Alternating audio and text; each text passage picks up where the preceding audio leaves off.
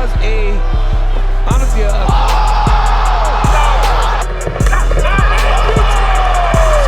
There is not one MMA fan on the planet that doesn't want to see me.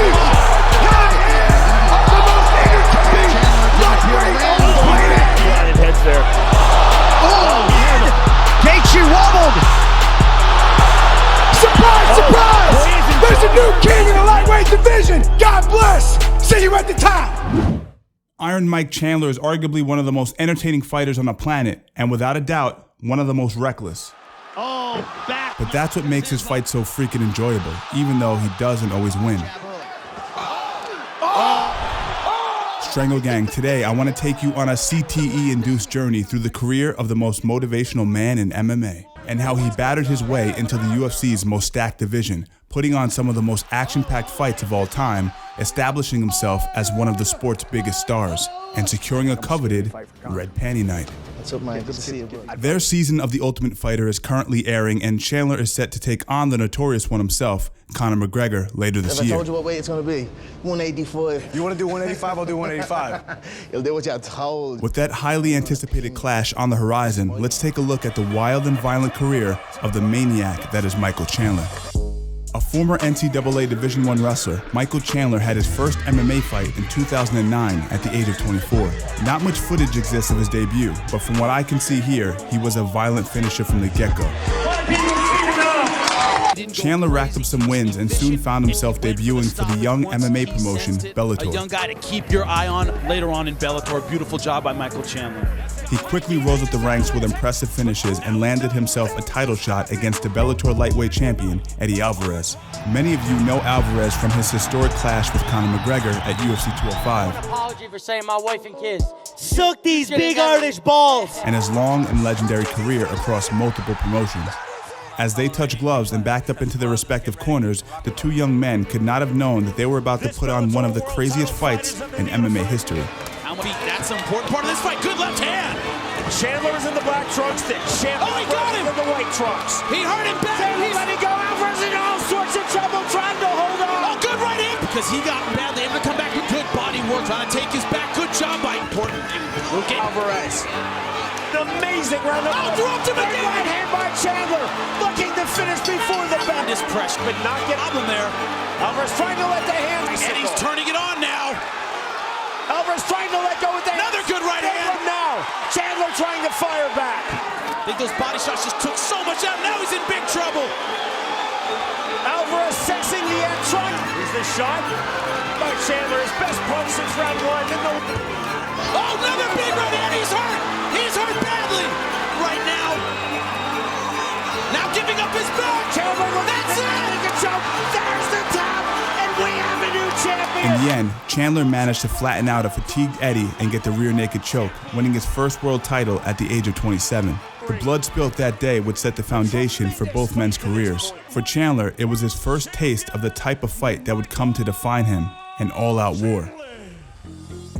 Chandler's dominant first title reign consisted of 3 consecutive finishes against Akihiro Gono, Chandler's looking to finish. Rick Hawn, That is tight, but and David Rickles. counter left, good right, it's dropped.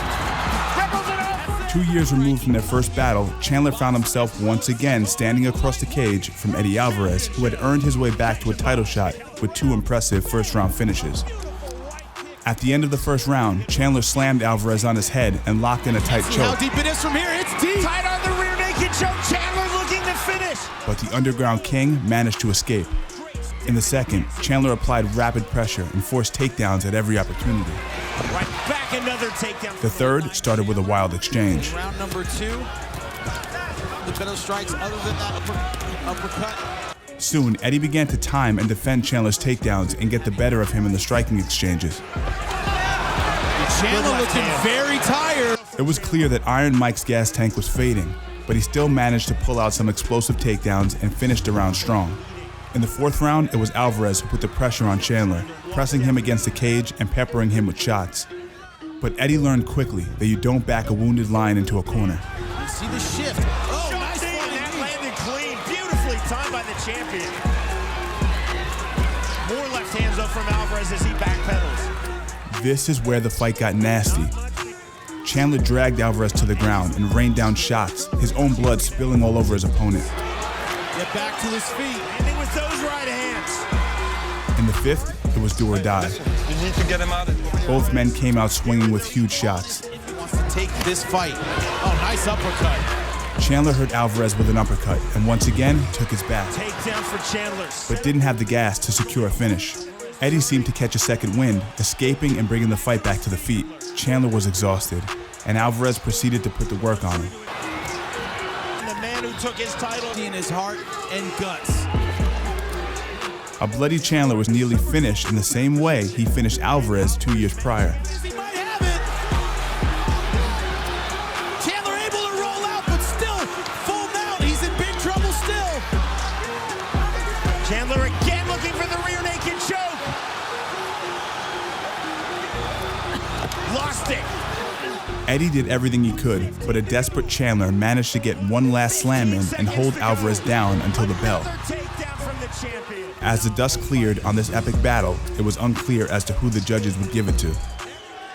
For the new and now two-time. In a razor-close split decision, Michael Chandler received the first loss of his MMA record, and the Bellator title had slipped from his hands.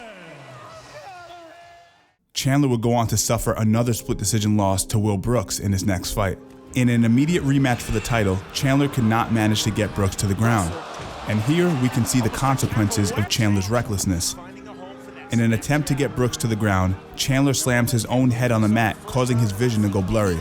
A concussed Chandler signals with his hands and turns his back on Brooks, forcing the ref to stop the fight. Chandler turning his back, talking to Herzog, covering up, and that is it! It was clear that he had no idea what was going on. It was a concerning image. Brooks would go on to have an unsuccessful career in the UFC and fade into relative obscurity, but he would always hold 2 wins over Michael Chandler.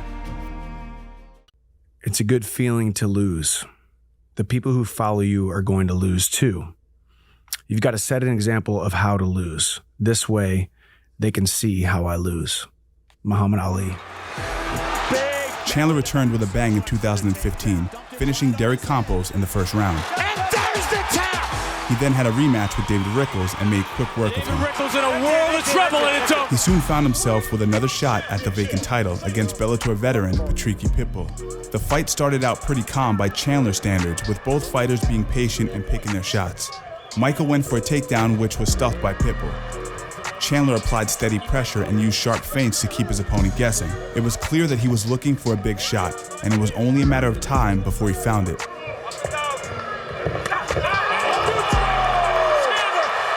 With one of the cleanest, most explosive right hands in MMA history, Chandler put Patricky's lights out in the blink of an eye and was once again crowned the Bellator Lightweight Champion.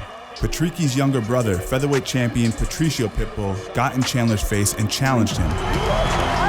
That was a technique knockout. Man, that was Patricio. But Chandler waved him off, continuing to celebrate his spectacular win, blissfully unaware of the dangerous new enemy he had made.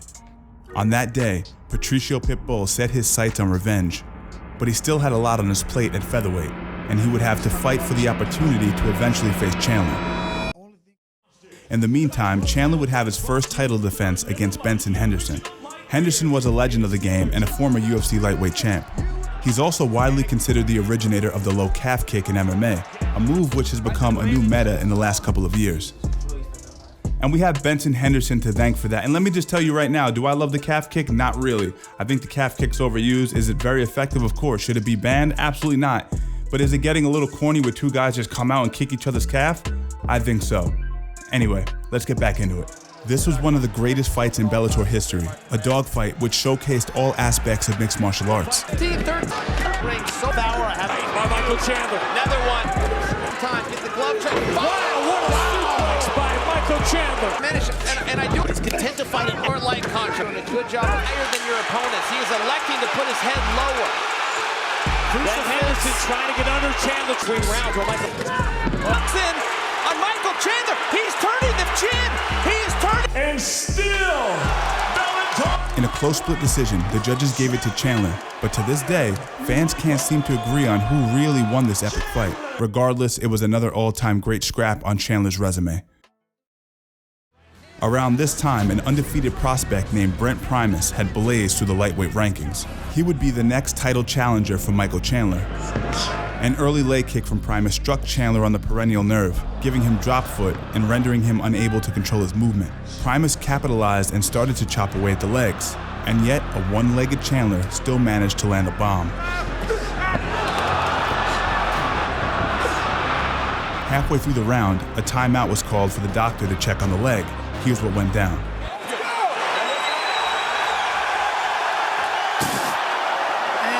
In the confusion of it all, the ref called the fight, and Chandler had lost his title, due in part to that stool. Once again, Iron Mike had to pick himself up by his bootstraps and go get his title back. He crushed Goiti Yamauchi, choked out Brendan Gertz, and quickly found himself in a rematch with Primus. Chandler came in with something to prove. Potential 5. Oh! There's all that right hand. He needs to be very body shot, followed by another one.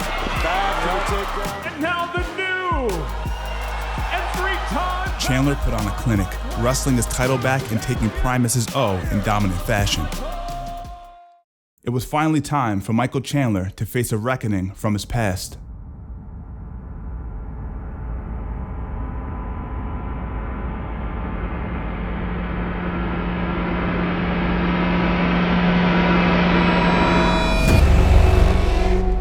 In the last 3 years, Patricio Pitbull had torn through the featherweight division and earned the opportunity to move up and challenge for double champ status against a man who had so viciously dispatched of his brother. The build-up to this fight was heated and personal. The Pitbull brothers have no chance against me, and I own the Pitbull brothers. You talk out of I'm gonna show you. As the bell rang, both fighters came in with vicious intent, measuring each other to see who would land the first big shot. You could cut the tension with a knife. Unpredictable! Chandler gets whacked by Patricio Pitbull! You talk about unpredictable! Patricio lands a perfect shot behind Chandler's ear, dropping him. Chandler seems to recover, but as he gets back to his feet, the ref calls the fight. Patricio Pitbull had avenged his brother and achieved double champ status. Many, including Chandler, disagreed with the stoppage, but ever the sportsman, he took it on the chin. Ladies and gentlemen, Michael Chandler. At this point, Michael Chandler had been the face of Bellator for nearly a decade. In his next fight, he starched Sydney Outlaw. Good, shot. That's a big shot right there. Hit us all over. Then put a decisive end to his rivalry with Benson Henderson. Always comes out 100 miles an hour. That was a nice shot. With that, his Bellator contract was up. He decided not to renew and departed from the promotion he helped build from the ground up, entering the market as a free agent. In late 2020, Michael Chandler finally signs with the UFC, and in 3 short years, he's had quite the run.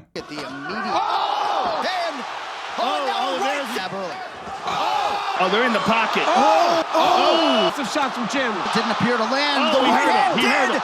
Oh! His hands locked. 3. Honestly,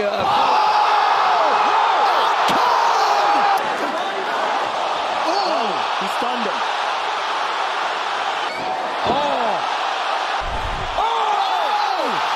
Oh my goodness, he picked him up.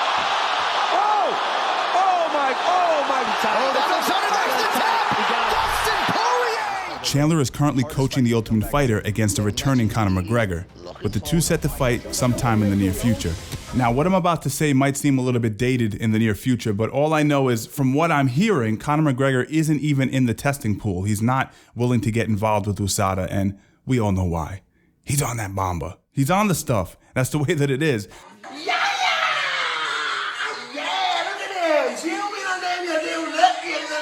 So we don't really know if the fight's actually going to go down. All I'm saying is, I want to see this fight.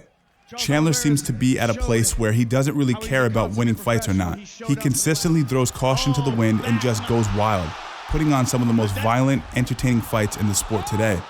Listen, we all love Chandler as an entertaining fighter. Am I going to say he's one of my favorite fighters? Absolutely not. It's not a style that I emulate or really value as a martial artist, but am I going to tune in when Chandler fights? 100% of the time. Now, how do I think he'll do against Conor McGregor? I think Conor McGregor washes him. I just don't think Conor gets to the fight because of this whole testing thing.